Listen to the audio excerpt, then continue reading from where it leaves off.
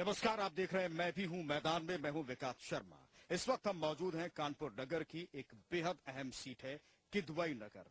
यहां से कांग्रेस के विधायक हैं अजय कपूर, जो कि कई बार विधायक रह चुके हैं। यहां की समस्याएं क्या हैं हम समझने की कोशिश करेंगे। हमारे साथ समाजवादी पार्टी के प्रत्याशी हैं पंडित ओम प्रकाश मिश्रा, उनसे बातचीत करेंगे। पंडित ओम प्रकाश जी, आपकी विधानसभा का स्वरूप किस तरीके का है और कहां आप उसमें पाते हैं अपने आप को? किदवई नगर विधानसभा बेसिकली ज्यादातर व्यापारी वर्ग के लोग रहते हैं और किदवई नगर विधानसभा का जो स्वरूप है, टाट मिल से शुरू होकर के नौबस्ता होता हुआ, बर्रा 8 होता हुआ, गोविंद नगर होता हुआ, ट्रांसपोर्ट नगर तक आता है। और यहाँ की जो समस्याएं हैं, प्रमुख समस्याएं हैं टाट मिल से लेकर बाईपास तक, जिसमें कि प्रतिदिन 1 लाख से भी अधिक लोग आते जाते हैं। और ये समस्या है जो बड़ी समस्या है, जिसका निदान अभी बाकी है। समस्याएं आपने जिनका जिक्र किया है, सड़क, बिजली, पानी, शिक्षा, स्वास्थ्य, तमाम क्षेत्रों में दिक्कतें होती हैं। आपके इलाके में कौन सी ऐसी समस्याएं हैं जो आपको लगता है कि अब तक उनका निराकरण नहीं हो पाया है, उन्हें दूर नहीं किया गया आपके विधायक की तरफ से? 4.5 वर्ष पहले किदवई नगर विधानसभा की स्थिति बहुत दयनीय थी। किदवई नगर विधानसभा की सड़कें बदतर हाल में थी। किदवई नगर में बिजली की बहुत बड़ी समस्या थी। 14 घंटा 15 घंटा से अधिक बिजली कभी भी आई ही नहीं है। किदवई नगर विधानसभा पानी की बहुत अव्यवस्था थी। सीवर की इतनी बड़ी समस्या है कि लोगों के घरों के सामने सीवर का पानी बजबजाता रहता है। पूरी किदवई नगर विधानसभा समस्याओं से ग्रस्त थी। 4.5 वर्ष के पहले, जब से 2012 से समाजवादी पार्टी की सरकार बनी है, माननीय मुख्यमंत्री जी से यहाँ की समस्याओं के बारे में मैंने अवगत कराया। माननीय मुख्यमंत्री जी ने अपने सहयोग से और यहाँ बहुत सा धन दे करके किदवई नगर विधानसभा की सड़कें, यहाँ विकास का काम 100 करोड़ रुपए माननीय मुख्यमंत्री जी ने दिया है यहाँ के लिए। ट्रांसपोर्ट नगर की सड़कें 9 करोड़ रुपए से पूरी सड़कें बन चुकी हैं। एक सड़क जो दीप टाकी से लेकर शनिदेव मंदिर तक जाती है, 10 करोड़ 30 लाख की अकेली सड़क है, जिसका कि निर्माण 80% हो चुका है। 20% अभी बाकी है, निर्माणाधीन है, शीघ्र ही वो हो जाएगी। इसी तरह जो समस्या यहाँ पर थी, माननीय मुख्यमंत्री जी के आदेश से दिए हुए पैसे से हल हुई हैं। और जो यहाँ मतलब आप कह रहे हैं कि यहाँ के विधायक ने कुछ काम नहीं कराया है, और चूंकि आपकी सरकार है तो आपके प्रयासों से जो कुछ काम हुआ वो हुआ है इस क्षेत्र में। यहाँ के विधायक ने कभी भी यहाँ जन समस्याओं के निराकरण के लिए जनता के बीच में कभी गए ही नहीं, ना कोई काम किया है। पूरी विधानसभा 15 वर्षों में बुरी तरह समस्याओं से घिर गई। 4.5 वर्ष पहले इस विधानसभा का बहुत बुरा हाल था। माननीय मुख्यमंत्री श्री अखिलेश यादव जी के दिए हुए पैसे से ये विधानसभा 4.5 वर्षों में एक अच्छी स्थिति में आ गई है, लेकिन अभी भी यहाँ बहुत काम होना बाकी है। मैं एक एक करके आपसे पूछता, आपने सड़क का जिक्र किया, मैं ये पूछता हूँ कि बिजली के क्षेत्र में क्या समस्याएं थी, क्या आप उन पर काम कर पाए हैं? क्योंकि आप विधायक नहीं है, क्या आपने अपनी तरफ से कोशिश की है? बिजली की समस्या के लिए 2015 में मैं समाजवादी पार्टी का जिला अध्यक्ष रहा। बिजली की समस्या के लिए कानपुर दक्षिण में 2 विद्युत सब स्टेशन 2.5 करोड़ के लागत से मैंने पास कराए।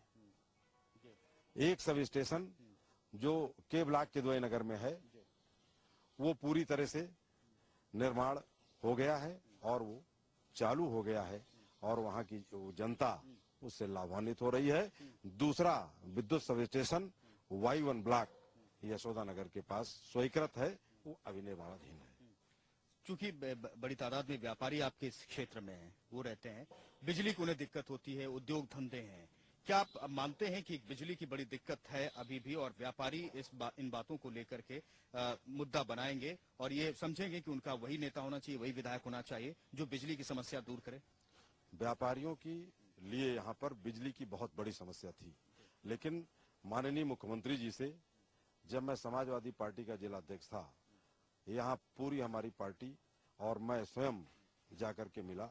माननीय मुख्यमंत्री जी ने ये कहा कि आप जाकर के कानपुर में कह दो 24 घंटे बिजली कानपुर को मैं दूंगा, और माननीय मुख्यमंत्री जी ने अपने इस वादे को अक्षरशः पूरा किया। इसके लिए कानपुर की जनता उनको दिल से, तहे दिल से शुक्रिया अदा करती है। मतलब आपके क्षेत्र में बिजली की दिक्कत नहीं है? 24 घंटे बिजली आ रही है, और यही नहीं है, माननीय मुख्यमंत्री जी ने यहाँ की जनता की मांग पर कानपुर शहर को नो कटौती जोन घोषित किया है।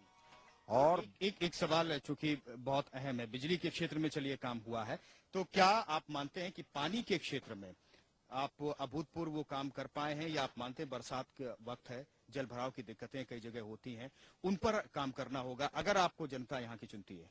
बिजली की अभी जो और समस्या थी, वो बिजली की समस्या जो हमारे सोसाइटी इलाकों में थी, जैसे दामोदर नगर का इलाका, वहाँ 300 पोल नए लगा करके, और जितने भी वहाँ तार थे, करोड़ों रुपए का काम वहाँ अभी कराया गया, और निर्माणाधीन भी अभी काम हो रहा है लगातार।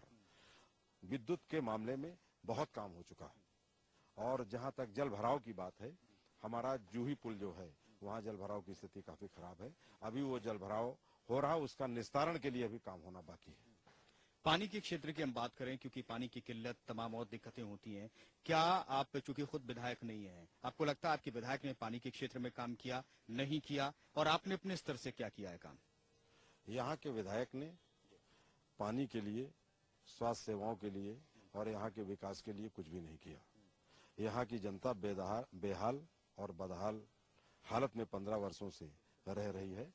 और यहाँ जितने भी हैंड पाइप थे जो अंडर रिबोरिंग थे, अंडर रिबोरिंग में हजारों की संख्या में हैंड पाइप हमने रिबोरिंग कराए हैं। जो हमारे कार्यकर्ता और जनता के बीच जहाँ मैं जाता था, जब लोग डिमांड करते थे, तो उस बात को जल संस्थान से और नगर आयुक्त जिसे कह करके हजारों की संख्या में यहाँ हमने हैंड पाइप का रिबोरिंग कराया है, और लोगों को काफी मुहैया कराया है। और दूसरी व्यवस्था मैंने की, जो गरीब लोग हैं या जो और साधारण लोग हैं या जिनको जरूरत है, आम जनता को कहीं या कहीं सार्वजनिक कार्यक्रम हो रहा हो, उसके लिए 6 पानी के टैंकर निःशुल्क हम चला रहे हैं। कहीं से भी, पूरी विधानसभा से जो भी व्यक्ति चाहता है वो ट्रैक्टर। इसका खर्च आप खुद वहन करते हैं क्या? हाँ, ये हमारे निजी खर्च पे टैंकर और ट्रैक्टर चलते हैं। ये यहाँ के आम लोगों के लिए है, कोई कभी भी चाहे वो अपनी डिमांड पे ले सकता है। एक बहुत बड़ा मुद्दा है, आपका ये शहरी इलाका है, विधानसभा क्षेत्र, शिक्षा और रोजगार का एक बड़ा इशू है। क्या उस तरफ आपको लगता है कि आपके क्षेत्र में काम हो पाया है? रोजगार के क्षेत्र में माननीय मुख्यमंत्री जी ने तमाम योजनाएं चलाई हैं, जैसे गरीबों को, पिछड़ों को, अगड़ों को, दलित बच्चों को जितनी भी उन्होंने फीस का अनुदान दिया है, उसको अक्षरशः हमने पालन कराने का काम किया है। अगर कहीं कोई गड़बड़ी हुई है तो उस अधिकारी के खिलाफ माननीय मुख्यमंत्री जी को लिखकर दिया गया है, और कई ऐसे मौके आए हैं जहां पर उन अधिकारियों को कड़ी चेतावनी के साथ उनको दंडित भी किया गया है। स्वास्थ्य के क्षेत्र में अस्पतालों की दिक्कत होती है, और जाहिर तौर पर सरकार ने अपने स्तर पर एम्बुलेंस सेवा की शुरुआत की है। क्या आपको लगता है कि उस वाकई में आपके क्षेत्र में स्वास्थ्य को लेकर दिक्कतें हैं? स्वास्थ्य को लेकर दिक्कतें थी, लेकिन माननीय मुख्यमंत्री जी ने, जो गरीबों के मसीहा हैं, नेता हैं, उनके दिल में दर्द है गरीबों के लिए, उन्होंने 108, 102 हमारी महिलाओं के लिए, बहनों के लिए जहां पर समस्या है, जो भी 10 समाजवादी एम्बुलेंस 102 डायल करेंगी, 20 मिनट के अंदर वहां पे हमारी एम्बुलेंस पहुंचती है। 108 कोई भी गरीब व्यक्ति जो रिक्शे से नहीं जा सकता है हॉस्पिटल तक, उसके लिए 108 मुहैया है। जो भी 108 समाजवादी एम्बुलेंस डायल करेगा, 20 से 25 मिनट के अंदर हमारी एम्बुलेंस वहां पहुंचती है और उसको हॉस्पिटल में लेके पहुंचाती है। चलिए, मुझे एक बहुत अहम सवाल है, आपके क्षेत्र से जुड़ा हुआ है। एक सभी जाति धर्म के लोग आपके इस क्षेत्र में रहते हैं। आपको यहाँ की जनता क्यों नेता चुने, अपना प्रतिनिधि विधायक क्यों चुने? यहाँ के लोग वैसे तो 3,30,000 मतदाता इस विधानसभा में रहते हैं, लेकिन यहाँ पर रहने वाले सभी धर्म के लोग, चाहे हिंदू हो, चाहे मुसलमान हो, चाहे सिख हो, ईसाई हो, सभी लोग हमें अपने भाई और बेटे की तरह मानते हैं। सबके यहाँ मैं जाता हूँ, सबसे बहुत स्नेह रहता है, और यहाँ का 1,50,000 ब्राह्मण मतदाता हमें अपना नेता मानता है, अपना बेटा मानता है, अपना भाई मानता है। वो हमारी ताकत है। और यहाँ पिछड़े वर्ग के मतदाता, मुस्लिम मतदाता जो हमारे साथ कंधे से कंधा मिलाकर काम कर रहे हैं, वो हमारी ताकत है। और यहाँ का नौजवान जो मेरी हिम्मत है, जो हमारी असली पूंजी है, वो हमको अपने साथ पूरे विधानसभा के अंदर जन जन में पहुंचाने का काम कर रहा है। और निश्चित रूप से यही हमारा विश्वास है। मतलब आप अपने आप को ब्राह्मणों का नेता भी आप समझते हैं, उनके लिए आपने काम किया है? जी हाँ, यहाँ का ब्राह्मण हमें अपने बेटे और भाई की तरह मानता है, हम पर विश्वास करता है। एक बहुत अहम सवाल है, क्योंकि तमाम मुद्दे चुनाव में होते हैं। आपके लोकल मुद्दे होते हैं, सड़क, बिजली, पानी क्षेत्र। फिर जब कैंपेनिंग होती है तो राज्य के मुद्दे, राष्ट्रीय स्तर के मुद्दे होते हैं। अगर ऐसे मुद्दे आपके सामने आएंगे, चाहे हम राज्य स्तर की बात करें, कानून व्यवस्था को लेकर के, तो इन सब का जवाब कैसे देंगे आप? जहां तक राष्ट्रीय मुद्दे हों या राज्य के मुद्दे हों, आज उत्तर प्रदेश पूरे देश नहीं पूरी दुनिया में विकास के लिए एक मिसाल बन चुका है। माननीय मुख्यमंत्री अखिलेश यादव जी ने उत्तर प्रदेश को, विकास को जो एक नई ऊंचाई दी है, इसके पहले कोई भी मुख्यमंत्री नहीं दे पाया है। चाहे लखनऊ से लेके आगरा तक का हिंदुस्तान का सबसे बड़ा एक्सप्रेसवे हो, चाहे लखनऊ की मेट्रो रेल सेवा योजना हो जो कि पूर्णतया राज्य सरकार के पैसे से बन रही है, चाहे कानपुर की मेट्रो रेल परियोजना हो जिसको कि माननीय मुख्यमंत्री जी ने 13,271 करोड़ रुपए मंत्रिमंडल में पास करके ये साबित किया है कि कानपुर के विकास के लिए हम दृढ़ संकल्प हैं। मतलब आपको लगता है कि इसका भी फायदा आपको पहुंचेगा, क्योंकि बड़ी बड़ी रैलियां होंगी, बड़े बड़े नेताओं, अलग दलों के आएंगे, तो आपको लगता है कि इन मुद्दों के सहारे आप जनता का दिल जीत पाएंगे? माननीय मुख्यमंत्री श्री अखिलेश यादव जी के सोच के आगे कोई भी नेता टिक नहीं पाएगा। उनकी सोच विश्व स्तरीय है। 374 एकड़ का जनेश्वर मिश्र पार्क विकसित करके, लोगों के लिए खोल करके, लोगों के फायदे के लिए उसको खोल दिया है। और उन्होंने ये बताने का काम किया है कि पूरी दुनिया के अंदर इतना बड़ा पार्क जनेश्वर मिश्र पार्क है। पंडित ओम प्रकाश मिश्रा जी हमारे साथ लगातार बने हुए हैं। हमने यहाँ के लोकल इश्यूज की बात की है, राज्य स्तर के क्या मुद्दे हो सकते हैं, राष्ट्रीय स्तर के क्या मुद्दे हो सकते हैं और कैसे उन पर वो काम करेंगे और क्या क्या उन्होंने काम किया, ये उन्होंने बखूबी बताया है। हम लगातार बात कर रहे हैं पंडित ओम प्रकाश मिश्रा से, समाजवादी पार्टी के लीडर हैं, चुनावी मैदान में है। ओम प्रकाश जी, बिजली के क्षेत्र में एक बड़ी दिक्कत ये आती है कि कई इलाके हैं, सोसाइटी के इलाके, जहां पर बिजली नहीं पहुंच पाई। ट्रैफिक जाम की आपके इलाके में बड़ी दिक्कत है, जाम लग जाता है, बरसात का अगर मौसम होता है तो और लंबा जाम लग जाता है। इन समस्याओं पर, क्योंकि जनता की ये बड़ी समस्याएं हैं, इस पर गौर आप किस तरीके से करेंगे अगर आप जीत कर आते हैं तो? बिजली की समस्या के लिए जितने भी सार्वजनिक जगहें हैं किदवई नगर विधानसभा के अंदर, उसमें बड़ी हाई मास्ट लाइटें हमने पास करवा के लगवाई हैं, जिससे कि जो सार्वजनिक स्थल थे जहां पर अंधेरा रहता था, लोगों को खतरा रहता था, उस खतरे से लोग बच रहे हैं। और वहां पे लोगों को लाइट का फायदा हो रहा है। और जितना हमारा सोसाइटी इलाका है जहां पर बिजली के पोल नहीं थे, जहां लोग अभी तक बल्लियों में लगा रहे थे तार, जिससे कि खतरा था, लोगों की जान जा सकती थी, वहां के लिए हमने हजारों की संख्या में पोल पास करा दिए हैं। 300 से ज्यादा पोल संजय गांधी नगर में लग चुके हैं और कई नए ट्रांसफार्मर भी हमने वहां चेंज कराए हैं, जिससे लोगों को विद्युत का फायदा हो रहा है। एक और बहुत अहम सवाल है, चुनाव से जुड़ा हुआ ये सवाल है। 3 बार के विधायक लगातार आपके सामने हैं मुकाबले में, और जाहिर तौर पर ऐसे में उनके सामने अपने आप को कितने स्तर पर आप मानते हैं, कितना मजबूत मानते हैं? विधायक जी कभी क्षेत्र में आते ही नहीं, कभी क्षेत्र में आए ही नहीं, तो हमारा मुकाबला ही कहाँ है। विकास किदवई नगर विधानसभा का 4.5 वर्ष पहले बहुत बदतर हाल में था और 4.5 वर्ष के अंदर 100 करोड़ से ज्यादा पैसा यहाँ के विकास में लगा है। यहाँ सड़कें बनी हैं, 9 करोड़ रुपए की लागत से ट्रांसपोर्ट नगर की सड़कें बनी हैं। 10.5 करोड़ की लागत से दीप टाकी से लेकर शनिदेव मंदिर तक की रोड बनी है। वाई ब्लॉक किदवई नगर की 2.5 करोड़ से ज्यादा की रोड बनी है। हमीरपुर रोड से लेकर कररही तक की सड़क बनी है। 2.25 करोड़ की।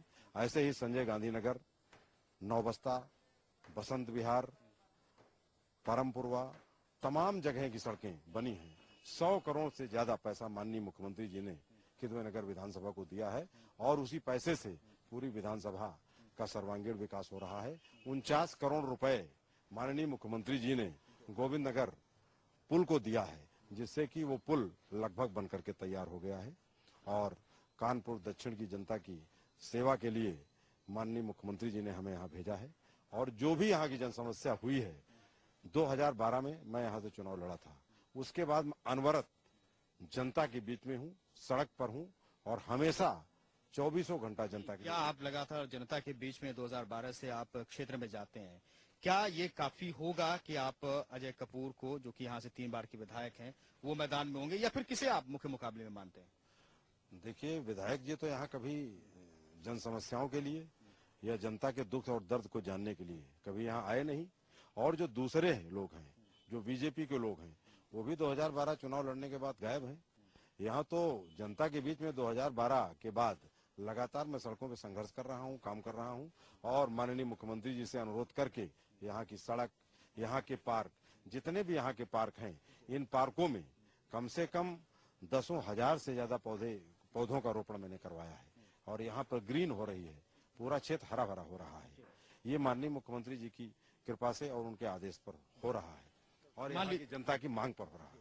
एक और अहम सवाल ये है कि खुद यहाँ पर बड़ी रैलियां होंगी, अलग अलग दलों की रैलियां होंगी, क्या आपको लगता है कि उन रैलियों से भी फर्क पड़ेगा?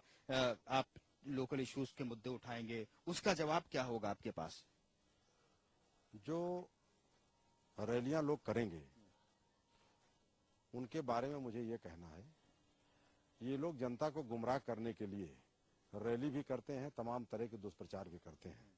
हम विकास के मुद्दे को लेकर के जनता के बीच में आ रहे हैं और विकास करा रहे हैं और विकास के मुद्दे को लेकर ही हम जनता के बीच में जाएंगे। और हमारा ये ऐसा मुद्दा है, इसके सामने कोई भी टिक नहीं पाएगा, क्योंकि चाहे बीजेपी के लोग हों और चाहे यहाँ के वर्तमान विधायक हों, इनके पास जनता के लिए कोई भी समय नहीं है और न कभी जनता के बीच में आते हैं। ये लोग तो केवल चुनाव में आते हैं, उसके बाद कोई मतलब नहीं इनका जनता से। मुख्य मुकाबला किससे है आपका? हमारा मुख्य मुकाबला यहाँ भारतीय जनता पार्टी से है और यहाँ पे वैसे तो यहाँ मुकाबला हमारा किसी से नहीं है, क्योंकि यहाँ कोई आता नहीं है, ना विधायक है ना बीजेपी के लोग हैं। यहाँ 2012 से लगातार हम जनता का काम कर रहे हैं, चाहे सड़क हो, चाहे सीवर हो, चाहे पानी हो। कांग्रेस से मुकाबला नहीं मानते हैं आप? नहीं, कांग्रेस से हमारा कोई मुकाबला नहीं है। और वो 3 बार के विधायक हैं यहाँ से? कोई उनसे मुकाबला नहीं, क्योंकि जनता के बीच में वो है नहीं। मैं 24 घंटे जनता के बीच में हूँ, विकास करा रहा हूँ, लोगों के बीच में जाता हूँ, दुख दर्द समझता हूँ, चाहे हिंदू हो, चाहे मुसलमान हो, चाहे ब्राह्मण हो, चाहे बनिया हो, चाहे पिछड़े वर्ग के लोग हों, चाहे मुस्लिम बिरादरी के लोग हों, सबके बीच में मैं जाता हूँ और सबकी समस्याओं को सुनता हूँ और ईमानदारी के साथ उसका निराकरण करता हूँ। एक बात। दूसरी बात, जितने भी काम हमने यहाँ कराए हैं, 100 करोड़ से ज्यादा के विकास के काम हमने कराए हैं, मैं इस चुनौती देता हूँ किसी भी दल को, मैंने 100 करोड़ के काम कराए हैं और 100 करोड़ में 100 करोड़ पैसा पूरा का पूरा यहाँ की सड़क और नालियों में लगा है। जो सड़क और नाली हमने बनवाई है, समाजवादी पार्टी के इस कार्यकाल में काम हुआ है, उसकी गुणवत्ता नाप ली जाए और जो यहाँ के विधायक जी ने कराई है उसकी गुणवत्ता नाप ली जाए। आखिर जो काम वो कराते हैं वो सड़कें खराब क्यों हो जाती हैं, और जो सड़कें हमने बनवाई हैं वो सड़कें सारी मजबूत बनी हुई हैं। इसलिए पूरी जनता का पैसा जनता के लिए समर्पित है, 100 में 100% सही काम होगा। बीएसपी को क्यों मुकाबले में नहीं ले रहे हैं आप? कोई यहाँ है नहीं, उसका कोई मतलब नहीं। एक सवाल बेहद और अहम है कि मुख्यमंत्री जी लगातार ये कोशिश करते रहते हैं कि उनकी जो फ्लैगशिप योजनाएं हैं, बड़ी योजनाएं हैं, महत्वाकांक्षी योजनाएं हैं, वो उनके जो सिपाही हैं वो लोगों तक पहुंचाएं। उसमें आपको लगता है कि आपके क्षेत्र में आपने वो जिम्मेदारी निभाई है? पूरी तरह से। माननीय मुख्यमंत्री जी की जो महत्वाकांक्षी योजनाएं हैं उनको हम प्रायोरिटी पे करते हैं। जैसे पर्यावरण को संतुलन बनाए रखने के लिए माननीय मुख्यमंत्री जी का कहना है कि अधिक से अधिक आप वृक्ष लगाइए। हमने इस जुलाई के महीने में 10,000 से ज्यादा हमने पार्कों में वृक्षारोपण, हमने 10,000 से ज्यादा पौधे हमने रोपण करवाए हैं। और जैसे माननीय मुख्यमंत्री जी ने जो योजनाएं चलाई हैं, जैसे 1090 जो महिला पावर लाइन है, अगर कोई महिला बहन हमारी शिकायत करती है कि हमें न्याय नहीं मिला है, तो उस अधिकारी को और उस कर्मचारी को जिसने कहीं गड़बड़ी की है, इसकी सूचना माननीय मुख्यमंत्री कार्यालय में देता हूं। और कई बार ऐसा हुआ है, जो लोग गड़बड़ किए हैं, माननीय मुख्यमंत्री जी के कार्यालय से उनको दंड भी दिया गया है। एक बड़ा इशू बनेगा कानून व्यवस्था का, उसका जवाब क्या होगा? क्योंकि आप के जो दूसरे दल है वो सवाल उठाएंगे और इस पर आपका जवाब भी लेंगे। कानून व्यवस्था जहां तक माननीय मुख्यमंत्री अखिलेश यादव जी की सरकार में जितनी अच्छी हुई है, इतनी कानून व्यवस्था पहले कभी भी नहीं थी। इसके पहले भी सरकार थी। कई ऐसे थाने हैं, हम आपको दे दें, जहां 200 हरिजन एक्ट एक एक थाने में लगे हैं सवर्णों के ऊपर। मैं उन लोगों से पूछना चाहता हूं, आज कोई बता दे किसी थाने में कि हमारे साथ जुर्म हो रहा है या अत्याचार हो रहा है। अगर कोई बताता है तो हम लोग उसको न्याय दिलाने के लिए खुद, चाहे जिले का कलेक्टर हो और चाहे यहाँ का कप्तान हो, उसके पास हम लोग जाते हैं। और अगर वहां भी नहीं होता है तो माननीय मुख्यमंत्री जी को मैं अवगत कराता हूँ। और एक बार नहीं, तमाम ऐसे मामले आए हैं जिसमें माननीय मुख्यमंत्री जी ने बड़े बड़े अधिकारियों को किनारे लगाने का काम किया है। एक बहुत बड़ा मुद्दा है, चूंकि आप पे शहरी क्षेत्र है, औद्योगिक क्षेत्र है, रोजगार का, क्या आपको लगता है आपके क्षेत्र में उस तरीके से लोगों को रोजगार मिल पाया है, या बहुत सारी कमियां हैं रोजगार को लेकर, दिक्कतें हैं बनी रहती हैं, उन पर आप काम कर पाएंगे? देखिए, माननीय मुख्यमंत्री जी युवा हैं, युवाओं के नेता हैं, हमारे नेता हैं। माननीय मुख्यमंत्री जी ने युवाओं के लिए बहुत काम किया, बहुत रोजगार उन्होंने सृजित किए हैं, उससे नौजवानों को लाभ हुआ है। हम लोग मदद भी कर रहे हैं। हमारे क्षेत्र के जो नौजवान हैं उनको योजनाओं से जानकारी देता हूं, रूबरू कराता हूं योजनाओं से, और उसका फायदा उनको दिलाता हूं ईमानदारी के साथ। और तमाम जितनी भी नौकरियां माननीय मुख्यमंत्री जी ने दिया है, कोई भी नहीं उंगली उठा सकता है और कोई ये नहीं कह सकता है कि समाजवादी पार्टी की सरकार में किसी ने इनको नौकरी दिलाने के लिए एक कप चाय भी पी है। एक और अहम सवाल है, चूंकि समय की कमी है, कौन से ऐसे मुद्दे होंगे, कौन से ऐसे इश्यूज होंगे कि आपको लगता है कि आप बाकी प्रत्याशियों पर, बाकी दलों पर भारी होंगे? हम विकास के मुद्दे को लेकर के जनता के बीच में जा रहे हैं, और विकास का हमारा ऐसा मुद्दा है जिसके सामने सभी फेल हो जाएंगे, और विकास का मुद्दा पूरी ईमानदारी के साथ लेके जा रहा हूं। अगर जनता ने यहाँ का विधायक बनाया और जनता ने हमें सेवा करने का मौका दिया, तो मैं जनता से वादा ही नहीं करता हूं, उसको पूर्ण विश्वास में दिलाता हूं। आपके एक एक पैसे का हिसाब आपका भाई, आपका साथी, आपका बेटा ओम प्रकाश मिश्रा आपको देगा। और जो भी विकास होगा, चाहे सड़क हो, चाहे सीवर हो, चाहे नालियां हो, चाहे बिजली हो, चाहे स्वास्थ्य हो, कोई भी मेरे रहते हुए बेईमानी नहीं कर पाएगा। और अगर कोई इसकी जरूरत करेगा तो निश्चित रूप से उसको जनता की अदालत में खड़ा करने का काम ओम प्रकाश मिश्रा करेगा। चलिए, पंडित ओम प्रकाश मिश्रा जी, पब्लिक भी आपकी बातों को देख रही है और जाहिर तौर पर पब्लिक के हाथ में ही सब कुछ है, रिजल्ट पब्लिक को ही देना है। और आपने जो कहा है, आपने अपना नजरिया रखा है, लोगों ने उसको भी बखूबी समझा है। बहुत बहुत शुक्रिया पंडित ओम प्रकाश मिश्रा जी, हमारे साथ बने हुए थे। तो फिलहाल मैं भी हूं मैदान में, आज के लिए इतना ही। मिलेंगे एक और प्रत्याशी के साथ और उससे भी पूछेंगे यही सवाल कि वो जनता के लिए क्या करेगा।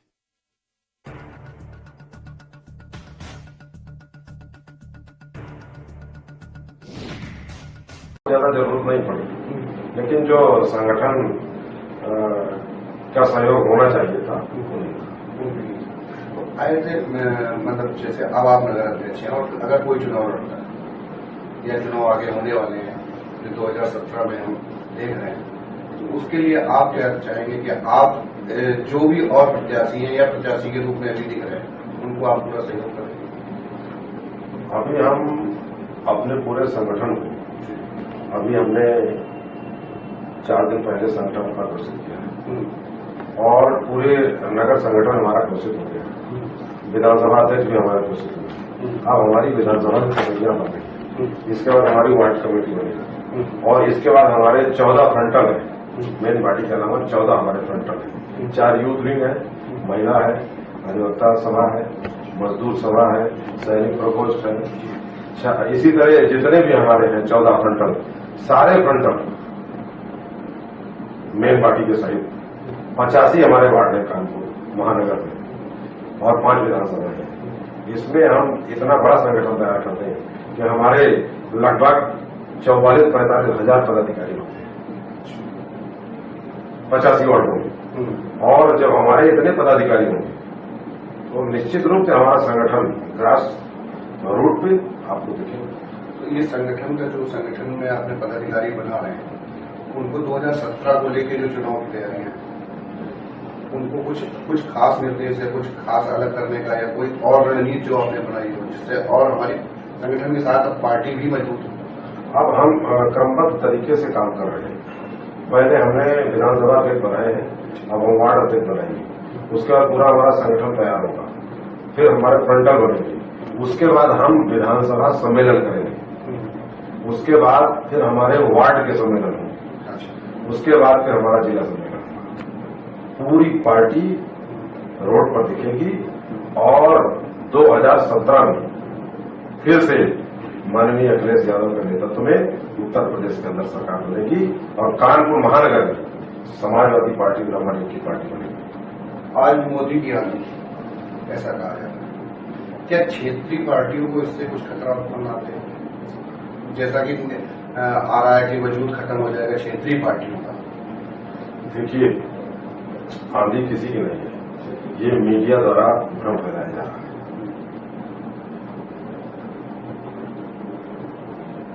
समाज के अंदर और पूरे देश पूरी दुनिया में 3 तरह की व्यवस्थाएं प्रचलित हैं।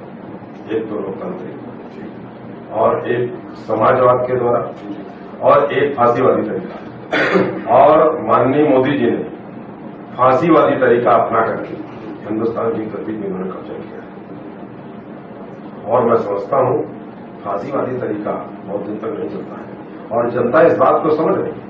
और रही बीजेपी की बात और समाजवादी पार्टी के कंपेरिजन की बात, तो समाजवादी पार्टी के मुकाबले में बीजेपी कहीं है ही नहीं।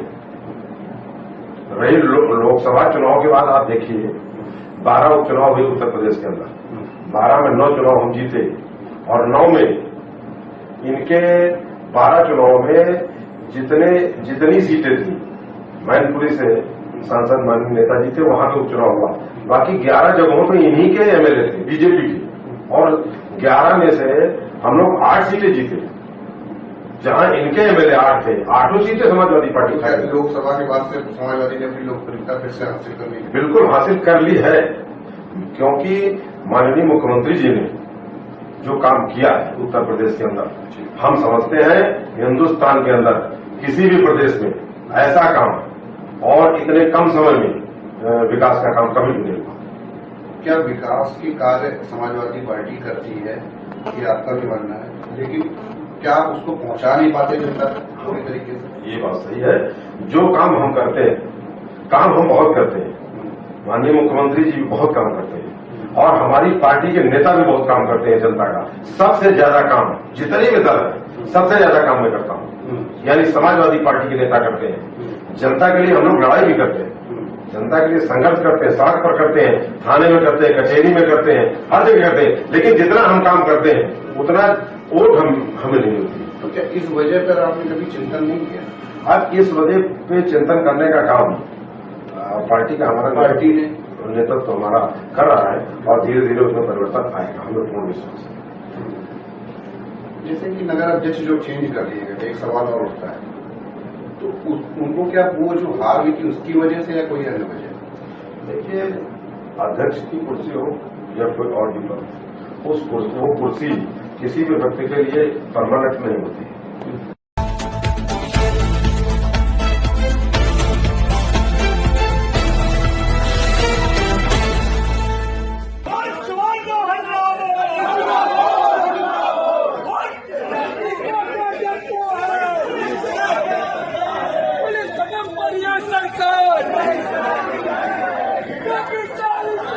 कानपुर नगर क्षेत्र जूही आनंदपुरी में पूर्व सपा जिला अध्यक्ष ओम प्रकाश मिश्रा के घर को पुलिस ने घेरा। सपा नगर अध्यक्ष डॉक्टर इमरान और पूर्व अध्यक्ष ओम प्रकाश मिश्रा को पुलिस ने गिरफ्तार कर लिया है। दरअसल ओम प्रकाश मिश्रा दिवंगत व्यापारी इंद्रकांत त्रिपाठी के परिजनों से मिलने महोबा जा रहे थे। पुलिस की कार्रवाई से नाराज सपा कार्यकर्ताओं ने पुलिस के खिलाफ विरोध जारी कर रखा है। समाजवादी पार्टी के राष्ट्रीय अध्यक्ष माननीय अखिलेश यादव जी का के निर्देश पर समाजवादी पार्टी का प्रतिनिधिमंडल पिछले इंद्रकांत त्रिपाठी की, जो क्रशर के व्यवसायी थे, सुनियोजित के तरीके से जिनकी हत्या कर दी गई, उसमें माननीय राष्ट्रीय अध्यक्ष जी के निर्देश पर हम लोग कवरई जा रहे हैं। इंद्रकांत त्रिपाठी के परिजनों से मिलना, उनके दुख में शामिल होना, ये हम समाजवादियों का कर्तव्य रहा है और हमारा आचरण भी रहा है। उसी क्रम में हम लोग वहां जा रहे हैं और कानपुर शहर का यह पुलिस प्रशासन हम लोगों को रोकना चाहता है। मैं उनसे कहना चाहूंगा और उत्तर प्रदेश की सरकार को भी मैं कहना चाहूंगा कि समाजवादी पार्टी उत्तर प्रदेश में प्रमुख विपक्षी दल है और अपने नेता के आदेश पे हम लोग कवरई जा रहे हैं और जाएंगे, हम रुकने वाले नहीं हैं। और उत्तर प्रदेश की सरकार चाहे कुछ भी कर ले, वो समाजवादी पार्टी को रोक नहीं सकती है। 2022 में उत्तर प्रदेश के लोगों ने माननीय अखिलेश यादव जी को उत्तर प्रदेश की गद्दी देने का फैसला किया है। इसी को देख करके यूपी की सरकार बौखला गई है। अभी पुलिस प्रशासन से क्या बात हुई आपकी? पुलिस प्रशासन सवेरे से हम लोगों को रोकने में लगा हुआ है और मेरी ये बात समझ में नहीं आ रही है, आखिर पुलिस प्रशासन हमें क्यों रोक रहा है? हम लोग तो शांतिपूर्वक तरीके से जा रहे हैं, हमारा प्रतिनिधि मंडल भी शांतिपूर्वक तरीके से जा रहे हैं। जो एक लोकतांत्रिक व्यवस्था है, उस क्रम में हम लोग विरोध जता रहे हैं सरकार का। आखिर सरकार को बौखलाहट क्यों? ऐसे लगता है कि सरकार ने जो गलती की है वो जनता के सामने सब कुछ आ जाएगा, इसलिए उत्तर प्रदेश की बीजेपी की सरकार बौखलाई हुई है, योगी की सरकार बौखलाई हुई है। और मैं उत्तर प्रदेश सरकार से कहना चाहता हूं, आप समाजवादी पार्टी को रोक नहीं सकते हो। समाजवादी पार्टी का कारवां इतना आगे चला गया है कि 2022 में उत्तर प्रदेश के लोगों ने यह मन बना लिया है कि यूपी की बागडोर माननीय अखिलेश यादव ही संभालेंगे, माननीय अखिलेश यादव ही संभालेंगे। नए अपडेट्स पाने के लिए भारत न्यूज को सब्सक्राइब करें और बेल आइकन को ऑन करें।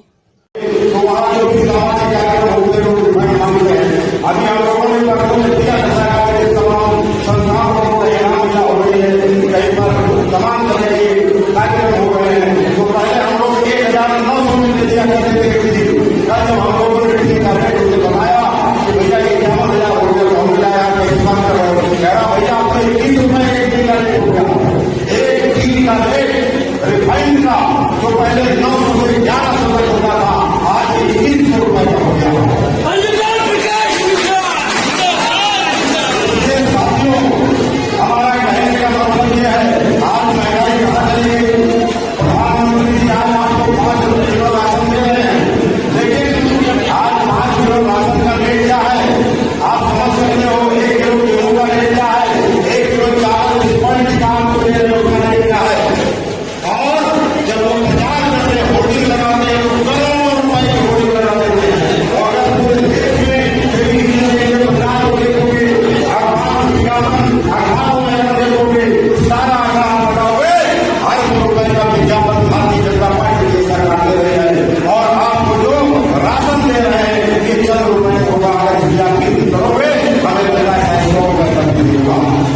आज हमारे ग्राम प्रधानों को उन्होंने 5 किलो राशन के लिए 2.5 किलो लगाने का काम किया। आज जो हमारे प्रधानमंत्री जी ने आपको एक लैट्रिन दिया, जिसका प्रचार यहाँ नहीं विदेशों में भी करते हैं कि हमने लैट्रिन दे दिया पूरे देश के अंदर।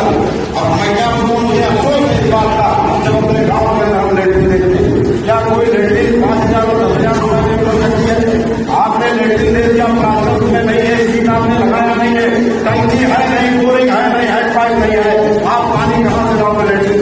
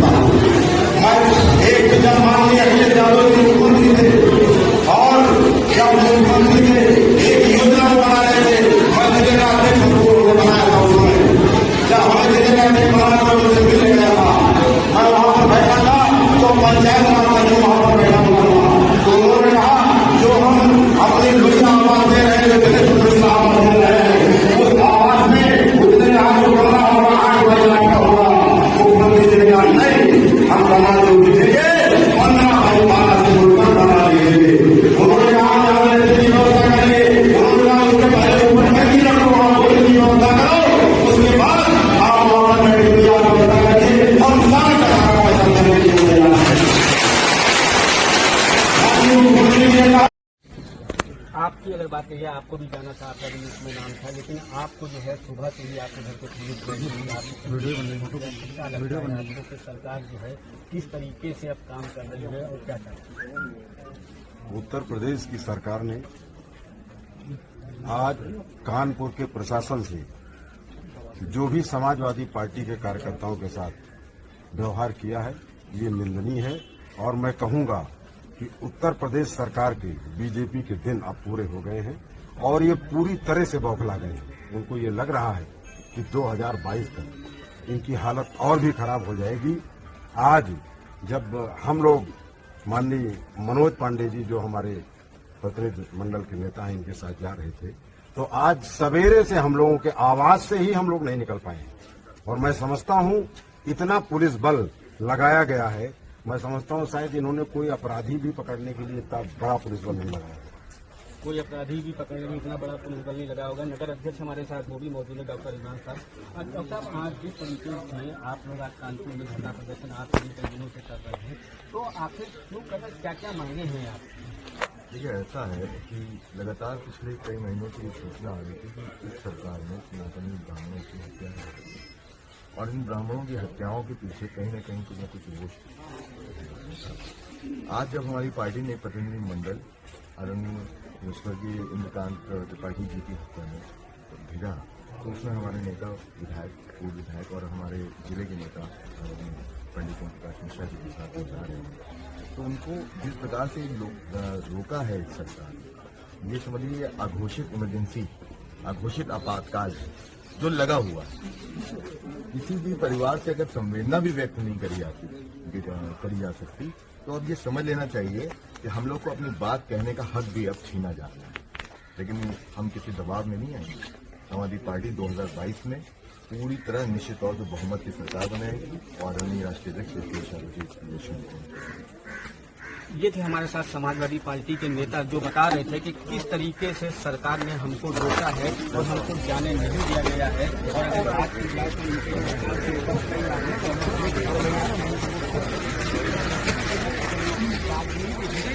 ओम प्रकाश मिश्रा मेरा नाम। साथियों, ऐसा है कि ये अफसार भाई हैं, यहाँ पर रहते हैं और इनका ये कहना मेरा किसी से कोई विवाद नहीं था और मुझे यहाँ पे राम गोपाल चौराहा के आगे ये बेसिकली रिक्शा चलाते हैं।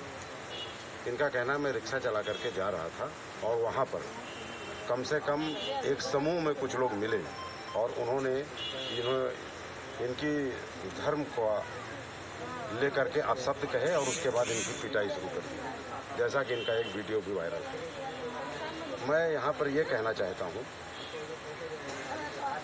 कानपुर शहर का माहौल हमेशा सद्भावना का रहा है और हिंदू, मुसलमान, सिख, ईसाई सभी लोग इस शहर के अंदर अमन चैन के साथ रह रहे हैं। मैं समझता हूँ कुछ लोगों को ये अच्छा नहीं लग रहा है, इस शहर के माहौल को बिगाड़ना चाहते हैं। मैं इसकी और पूरी समाजवादी पार्टी घोर निंदा करती है और हमारे प्रदेश कार्यालय से आदेश आया था, उसी क्रम में मैं यहाँ आया हूँ और मैं ये कहना चाहता हूँ कि जो लोग माहौल बिगाड़ना चाहते हैं, यहाँ के पुलिस कमिश्नर से भी मैं कहना चाहता हूँ कि जो लोग यहाँ का माहौल बिगाड़ना चाहते हैं उनके खिलाफ सख्त से सख्त कार्रवाई करनी चाहिए। मदद भी की इनकी? हाँ, हमने जो हो सकता था मैंने मदद की। आगे जो मुजरिम छूट गए उनके लिए क्या कार्रवाई करने के लिए? देखिए, जो भी अन्याय करेगा गरीबों के साथ, कमजोरों के साथ, रिक्शा चलाने वालों के साथ, मजदूरों के साथ, उसके साथ समाजवादी पार्टी पूरी मजबूती के साथ, पूरी ताकत के साथ खड़ी रहेगी और जो अत्याचार करेगा वो चाहे किसी भी दल का हो, उसकी खिलाफत और उसका विरोध समाजवादी पार्टी हमेशा करती रही है और आगे भी करती रहेगी। सपा प्रदेश अध्यक्ष नरेश उत्तम किसान नौजवान पटेल यात्रा में पहुंचे बिल्हौर। सपा पदाधिकारियों ने प्रदेश अध्यक्ष का बिल्हौर में कई जगह किया भव्य स्वागत। पंडित ओम प्रकाश मिश्रा ने चांदी का मुकुट व 32 किलो की माला पहनाई उत्तर प्रदेश की जनता, किसान, व्यापारी परेशान हो चुके हैं, कहा नरेश उत्तम पटेल ने। वहीं हमारे संवाददाता हारून जाफरी ने बात की है प्रदेश अध्यक्ष नरेश उत्तम पटेल से। आइए क्या कुछ बातचीत करी है, सुन लेते हैं। पूर्व मुख्यमंत्री माननीय श्री अखिलेश यादव द्वारा 2012 से 17 के बीच में जो किसानों के हित में, नौजवानों के हित में, मजदूरों के हित में, कुटीर उद्योगों के हित में जो काम किए गए उनको जनता के बीच में बता रहा हूं। और भारतीय जनता पार्टी की वादा खिलाफी की झूठ की पोल भी खोल रहा हूं कि बीजेपी ने किसानों से वादा किया कि हम आपके फसलों का लागत का न्योड़ा देंगे, लाभकारी मूल्य देंगे, लेकिन इतनी महंगाई कर दिया, डीजल का दाम, पेट्रोल का दाम, रसोई गैस का दाम, दवाई का दाम, पढ़ाई का दाम, खाद का दाम, बिजली का दाम बढ़ा करके हर आदमी को जीने के लिए मजबूर कर दिया। और वो ऐसी जिंदगी जी रहा है जो जिंदगी हमारे भारत की आजादी के 75 साल में कभी नहीं आई है। किसान हताशा के शिकार हैं, किसान आत्महत्या कर रहे हैं आर्थिक तंगी के वजह से, लेकिन भारतीय जनता पार्टी की कोई सुनवाई नहीं कर रही है। लोकतंत्र में तानाशाही का कोई स्थान नहीं होता है। भारतीय जनता पार्टी, केंद्र की सरकार, राज्य की सरकार लगातार तानाशाही कर रही है और प्रदेश को बर्बाद कर दिया, अपराधों का ग्राफ बढ़ा दिया। अभी आपने देखा होगा कानपुर के एक व्यापारी की हत्या गोरखपुर में मुख्यमंत्री के क्षेत्र में होती है, और उत्तर प्रदेश में हत्या, डकैती, लूट, राजनी, छिनैती, महिलाओं के साथ छेड़छाड़, बच्चियों के साथ दुष्कर्म की घटनाएं लगातार बढ़ती जा रही है। समाज में असमंजस की स्थिति है। भारतीय जनता पार्टी हर आदमी को दबा रही है, अन्याय कर रही है, पक्षपात कर रही है, उससे जनता ऊब गई है। पूरे प्रदेश के 160-65 विधानसभाओं में जाने। वहीं हमारे संवाददाता हारून जाफरी ने आपको बता दें कि बात करी है पंडित ओम प्रकाश मिश्रा से, जो कि अभी हमारे साथ जुड़े थे। उन्होंने बताया कि पूरे उत्तर प्रदेश के चौथे चरण पर वो आज यहाँ पर पहुंचे हैं, जहाँ पर कार्यकर्ताओं ने उनका भव्य स्वागत किया है। और साथ हैं उनके पंडित ओम प्रकाश मिश्रा जी, जो कि किदवई नगर से पूर्व विधायक प्रत्याशी भी रहे हैं और पूर्व अध्यक्ष कानपुर रहे हैं। तो आइए जानते हैं कि किस तरीके का कार्यक्रम रहा और इतनी भीड़, इतने लाभी के साथ ये चल रहे हैं उनके साथ। क्या कहेंगे आप? माननीय नरेश उत्तम जी, जो समाजवादी पार्टी के प्रदेश अध्यक्ष हैं, इनके नेतृत्व में पूरे उत्तर प्रदेश में एक जन यात्रा निकल रही है, जिसका नाम किसान नौजवान पटेल यात्रा है। और 150 जिले से ज्यादा दौरा माननीय नरेश उत्तम जी कर चुके हैं। और पूरे पूर्वांचल में सड़कों पर, गलियों में, गांवों में, कस्बों में, शहरों में, हर जगह समाजवादी पार्टी की इस यात्रा में अपना समर्थन देने के लिए लोग खुद उतरे हैं। और आज पूरे उत्तर प्रदेश में समाजवादी पार्टी के पक्ष में हवा चल रही है। और बीजेपी की सरकार में नौजवान बेरोजगार हुआ है, किसान बहुत परेशान हुए हैं, व्यापारियों का उत्पीड़न हो रहा है, हमारे नौजवान आए दिन किसी न किसी हादसे का शिकार हो रहे हैं, हमारी माताएं और बहनों के साथ आए दिन तमाम तरह की बलात्कार की और तमाम घटनाएं हो रही हैं, जिसको नियंत्रण पाना उत्तर प्रदेश की भाजपा और बाबा की सरकार के बस में अब नहीं रहा है। और ये उत्तर प्रदेश का जनमानस इस किसान नौजवान यात्रा के माध्यम में जुड़ करके ये बताने का काम कर रहा है कि 2022 में माननीय अखिलेश यादव उत्तर प्रदेश के दोबारा मुख्यमंत्री बनने जा रहे हैं। जिस तरीके से अभी ये गया कि आपके बीच में भी बात आई, आपको मालूम था कि मुख्यमंत्री इस वक्त कानपुर में मौजूद है। मुख्यमंत्री उत्तर प्रदेश योगी आदित्यनाथ कानपुर में मौजूद हैं और उनका ये भी कहना है, इससे पहले अभी सीएम आपके क्या नाम है आए हुए थे केशव प्रसाद मौर्य, जिन्होंने बताया कि बहुत सी योजनाओं के बारे में, और ये भी है कि जैसे मेट्रो के बारे में उन्होंने बताया कि कुछ स्टेशनों पे चलने के बारे में भी कहा। क्या कहेंगे आप इस मेट्रो को लेकर के? कानपुर की मेट्रो का उद्घाटन उत्तर प्रदेश के यशस्वी मुख्यमंत्री रहे माननीय अखिलेश यादव जी ने किया है। हम लोग मंच पर उपस्थित थे। भारतीय जनता पार्टी के केंद्र के मंत्री बुधवार शाम बिल्लौर को अक्षय पैलेस में किसान नौजवान पटेल यात्रा को लेकर सपा प्रदेश अध्यक्ष नरेश उत्तम अपने सपा समर्थकों के संग पहुंचे हैं, जिसकी बता दें कि आज के दिन शुरुआत की गई है। बता दें कि रामलखन गौतम के सपा कार्यालय से हुई। वहीं पहुंचकर उन्होंने सभी कार्यकर्ताओं को सरकार की नीतियों को जन जन तक पहुंचाने के लिए निर्देशित किया है। यहां से निकलकर प्रदेश अध्यक्ष नरेश उत्तम पूर्व जिला अध्यक्ष निर्भय सिंह यादव के आवास पहुंचे, जहां पर सैकड़ों सपा समर्थकों ने उनका भव्य स्वागत किया है। इसके बाद बिल्नौर के अलियापुर पहुंचे, जहां पर सपा जिला अध्यक्ष राघवेंद्र यादव, पूर्व जिला अध्यक्ष निर्भय सिंह यादव, राम लखन गौतम, अर्चना रावल, राजेश कोरी, श्याम सुंदर यादव आदि लोगों ने प्रदेश अध्यक्ष नरेश उत्तम का भव्य स्वागत किया है। वहीं दूसरी ओर कानपुर से सैकड़ों समर्थकों के संग पहुंचे हैं सपा के विधायक प्रत्याशी पंडित ओम प्रकाश मिश्रा ने प्रदेश अध्यक्ष नरेश उत्तम को पगड़ी पहनाई है, शॉल डालकर चांदी का मुकुट सर पर पहनाया और 32 किलो का फूलों का हार पहनाकर भव्य स्वागत व सम्मान किया है।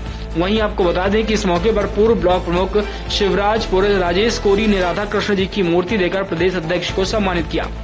किसान पटेल यात्रा के दौरान प्रदेश अध्यक्ष नरेश उत्तम ने किसानों को सजग रहकर एक साथ चलने के लिए कहा। उन्होंने वर्तमान सरकार पर सीधे निशाना साधकर किसान विरोधी सरकार बताया। उन्होंने कहा कि हमारी सरकार में 300 किलोमीटर का आगरा एक्सप्रेस वे बनाया गया, जिसमें विषम स्थिति में हवाई जहाज को उतारा जा सकता है।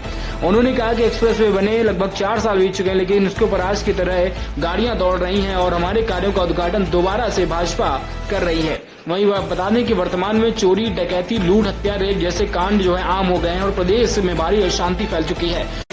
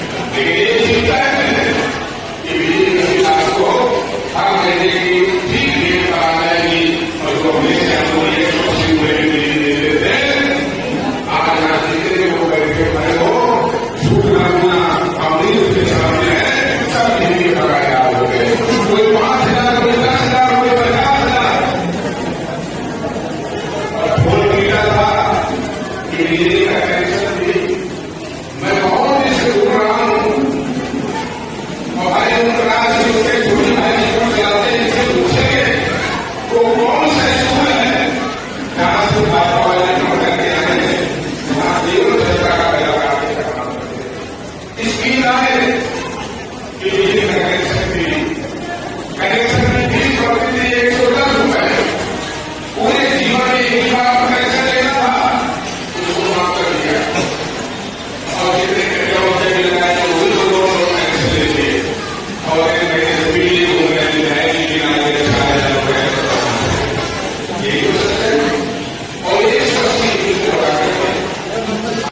समाजवादी पार्टी प्रबुद्ध महासभा महानगर के द्वारा आयोजित रंगोली गेस्ट हाउस में प्रबुद्ध जनों ने लिया सपा सरकार बनाने का संकल्प। कानपुर में आयोजित विशाल प्रबुद्ध सम्मेलन में प्रबुद्ध जनों ने 2022 में समाजवादी पार्टी सरकार लाने के और अखिलेश यादव को मुख्यमंत्री बनाने का संकल्प लिया है। कार्यक्रम में आयोजक गोविंद नगर विधानसभा से आवेदक व कानपुर के अध्यक्ष पुष्पेंद्र द्विवेदी ने कार्यक्रम में मुख्य अतिथि पूर्व कैबिनेट मंत्री उत्तर प्रदेश में वर्तमान विधायक और मनोज पांडे जी का स्वागत 51 किलो की माला पहनाकर किया है। जनसभा को संबोधित करते हुए पंडित ओम प्रकाश मिश्रा ने सन 2022 में अखिलेश यादव की सरकार बनाने का संकल्प लेते हुए प्रबुद्ध महासभाएं और सभी कार्यकर्ताओं को संबोधित किया। उन्होंने बताया कि अखिलेश यादव सन 2022 में अपनी सरकार बनाने जा रहे हैं। स्मृति चिन्ह के रूप में सांप्रदायिक शक्तियों के विनाश के लिए गदा भेंट किया गया है। पुष्पेंद्र द्विवेदी ने अति विशिष्ट अतिथि के रूप में पधारे पूर्व मंत्री सनातन पांडे व पूर्व विधायक के ओझा व विधायक बैजनाथ दुबे, पूर्व विधायक गणेश द्विवेदी, विधायक पूर्व प्रत्याशी पंडित ओम प्रकाश मिश्रा को पगड़ी व शॉल पहनाकर स्वागत किया है। कार्यक्रम में मुख्य अतिथि डॉक्टर मनोज पांडे ने ब्राह्मण समाज के वरिष्ठ जनों, लोकहितों में सामाजिक कार्य करने वालों को सम्मानित किया। कार्यक्रम में बता दें कि संबोधित करते हुए लोगों को डॉक्टर मनोज पांडे ने कहा कि भारतीय जनता पार्टी की इस सरकार से सेवा, धनिक अत्याचार वर्षों तक हमारे समाज का होता रहा है। वहीं पांडे ने आगे कहा कि भाजपा सरकार द्वारा हमारे आराध्य प्रभु श्री परशुराम जी की जयंती पर खत्म किए गए अवकाश को सपा सरकार बनते ही पहली कैबिनेट बैठक में पुनः बहाल किया जाएगा। कार्यक्रम में सनातन पांडे, के ओझा, पंडित ओम प्रकाश मिश्रा, बैजनाथ दुबे, गणेश दीक्षित ने संबोधित किया। प्रमुख रूप से उपस्थित रहे विधायक अमिताभ वाजपेयी, इरफान सोलंकी, सतीश निगम, डॉक्टर इमरान पंडित, ओम प्रकाश मिश्रा। कार्यक्रम में मुख्य रूप से प्रबुद्ध सभा के अध्यक्ष पुष्पेंद्र द्विवेदी, पंडित गणेश चंद्र शुक्ला, पंडित अमरनाथ शुक्ला, संजय शुक्ल, सभी सम्मानित नेता कार्यकर्ता मौजूद रहे। आज समाजवादी प्रबुद्ध सभा ने कानपुर में प्रबुद्ध सम्मेलन का आयोजन किया है। इसमें गोविंद नगर और पूरे कानपुर महानगर के प्रबुद्ध जन सम्मिलित हुए हैं, जिसमें मुख्य अतिथि के रूप में पूर्व कैबिनेट मंत्री डॉक्टर मनोज कुमार पांडे जी वर्तमान विधायक हैं और साथ में विशिष्ट अतिथि पूर्व मंत्री सनातन पांडे जी, के ओझा जी, बैजनाथ दुबे जी भी यहाँ पे आए हुए हैं। उत्तर प्रदेश के विप्र समाज ने अपना मन बना लिया है कि इस बार माननीय अखिलेश यादव जी को अपना समर्थन देंगे।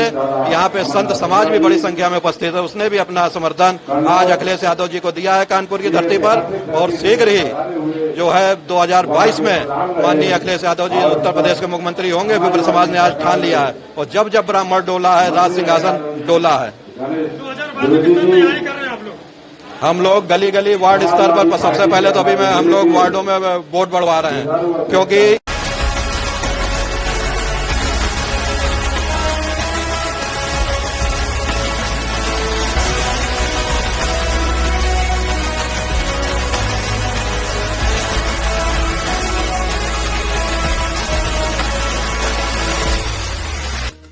रनिया विधानसभा में जगह जगह पर हुआ फूल मालाओं से भव्य स्वागत। कानपुर देहात के अकबरपुर रनिया विधानसभा 206 में समाजवादी पार्टी को मजबूत करने के लिए जोर शोर से मेहनत कर रहे हैं पंडित ओम प्रकाश मिश्रा। अपने कार्यकर्ताओं के साथ जगह जगह पर चौपाल लगाकर ग्रामवासियों के बीच सन 2022 में अखिलेश यादव की सरकार को बनाने की अपील भी कर रहे हैं ओम प्रकाश मिश्रा। ओम प्रकाश मिश्रा ने जनसंपर्क कर नुक्कड़ सभाएं भी लगाकर सपा की कार्यशैली और नीतियों को बताते हुए गांव में किसानों को वो जागरूक कर रहे हैं। समाजवादी पार्टी में किए गए विकास कार्यों के बारे में किसानों को बता रहे हैं सर्वप्रथम। साथ ही अकबरपुर टोल प्लाजा पर जिनका स्वागत किया गया, जहां पर पूर्व पार्षद एहसान खान ने बताया कि यहां के विधायक से जनता पीड़ित है, इसलिए समाजवादी पार्टी एवं पंडित ओम प्रकाश मिश्रा को अब की बार जिताना है। रूरा, किशनपुर, चिलौली, अहिरण, गढ़वा, राधा मुरारी इंटर कॉलेज आदि गांव में जनसंपर्क कर नुक्कड़ सभाएं पंडित ओम प्रकाश मिश्रा के द्वारा की जा रही हैं, जहां पंडित ओम प्रकाश मिश्रा का एक ही मिशन है कि सन 2022 में अखिलेश यादव को मुख्यमंत्री बनाने का वो आह्वान कर रहे हैं, किसानों को जागरूक कर रहे हैं। हमारे चैनल के संवाददाता हारून जाफरी से वार्ता के दौरान पंडित ओम प्रकाश मिश्रा ने बताया, यहाँ पर मौजूद है प्रधान युवा के, उनसे भी हम लेंगे जानकारी कि समाजवादी पार्टी किस तरह से सन 2022 में चुनाव लड़ने जा रही है।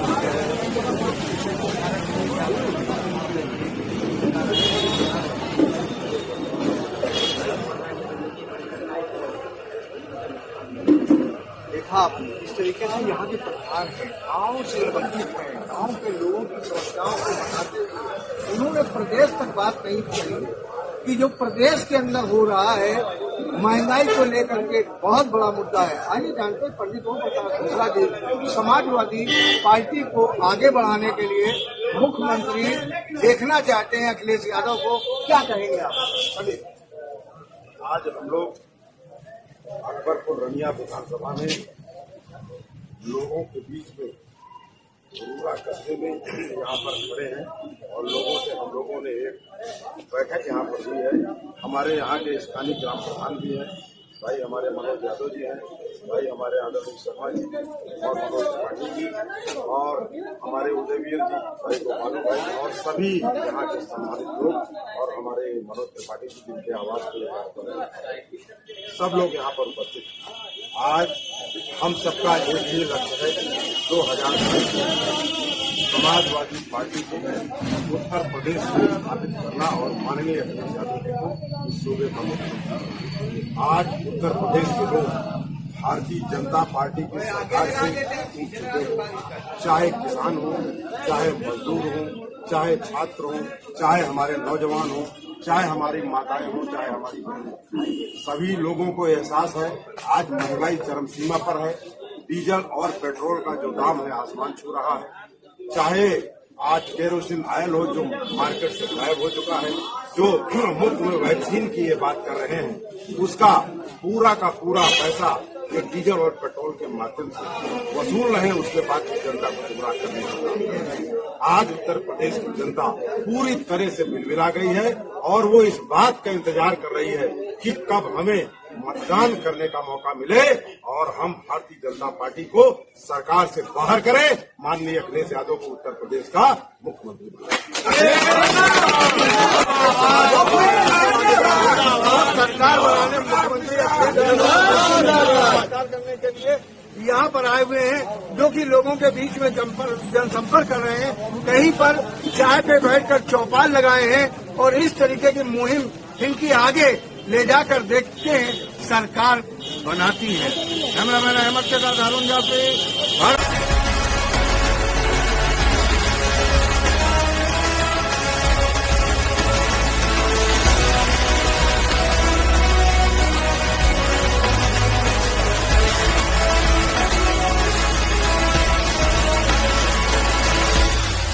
मैं ये चाहता हूँ मेरा इंसाफ मुझे मिलना चाहिए कि मुझे क्यों मारा गया, क्यों, क्या वजह, जब कोई लड़ाई नहीं, कोई दंगा नहीं, कोई वो नहीं, मेरा मसला ये आया कहाँ से? आप भी तो जाने कौन सी मैंने गलती की थी। हम मुख्यमंत्री से भी यही मांग रही थी, मेरी मतलब हमको चाहिए कि किस गलती से, किस कारण से हमको ऐसा किया गया। कानपुर में धर्मांतरण के आरोपी की पिटाई का मामला तूल पकड़ता जा रहा है। एक तरफ जहां हिंदूवादी संगठन इस मामले को लेकर पुलिस के साथ भिड़ने को तैयार है, तो वहीं दूसरी ओर इस घटना में अब पॉलिटिकल पार्टियों की भी एंट्री हो गई है। इस मामले पर अब पीड़ित को कानूनी मदद देने के लिए AIMIM और सपा के नेता उनके घर पहुंच गए हैं और उन्होंने भरोसा दिलाया है कि उनकी हर संभव मदद की जाएगी। कल वायरल हुआ है वीडियो जो हम लोगों ने देखा है, बहुत ही घटना जो हुई है यहाँ पर, ये बहुत ही हृदय विदारक के हिसाब से देखा है। बिल्कुल हैवानियत पे लोग उतर आ रहे हैं, इंसानियत मर चुकी है। यहाँ पर हमने अपनी पार्टी की तरफ से अफसर अली साहब की मदद करी है, आर्थिक मदद करी है। हमारे प्रदेश अध्यक्ष जनाब शौकत अली साहब ने हमें यहाँ पर भेजा, हमने इनसे मुलाकात करी है और इनके जो भी आगे करके खर्चा होगा इनकी कोर्ट की लड़ाई का, उसको हम लोग अपनी पार्टी के बेस पर लड़ेंगे, जिसको लेकर के मैंने अभी ये ज्ञापन भी सौंपा है। आरोपियों की गिरफ्तारी की मांग और तत्काल प्रभाव से उन पे NSA लगे, इसकी मैंने मांग करी है और रवीना त्यागी मैम को ये ज्ञापन हमने सौंपा है। आरोपी तो छूट गए, उसके बाद 3 आरोपी जो पकड़े गए थे उनको थाने से छोड़ दिया। उत्तर प्रदेश में चुनाव है, यही फार्मूला है। अब देखना हमें ये है कि हमारे प्राइम मिनिस्टर जी क्या इस मासूम बच्ची की बात को मन की बात में सुनाई देगी उनकी। मैंने बहुत पढ़ा था हिटलर में जर्मनी में, लेकिन अब मुझे विश्वास हो गया है कि इंसान के अंदर की इंसानियत मर चुकी है। आगे पार्टी किस तरह से इनके साथ खड़ी रहेगी? जो भी इनकी कानूनी लड़ाई होगी उसमें पार्टी खड़ी रहेगी, पूरी तरीके का खर्चा पार्टी उठाएगी इनके साथ। जो भी इनकी लड़ाई होगी वो पार्टी लड़ेगी कोर्ट के जरिए। इसको लेकर के कल हमारे बैरिस्टर सदुद्दीन ओवैसी साहब ने, राष्ट्रीय अध्यक्ष ने ट्वीट भी करा था, जिससे उनको घटना के बारे में पता चला था। इनकी आर्थिक मदद भी मैंने करी है, इसे मैंने अभी बताया है, और आगे चल के भी हम इनकी पूरी तरीके से मदद करेंगे।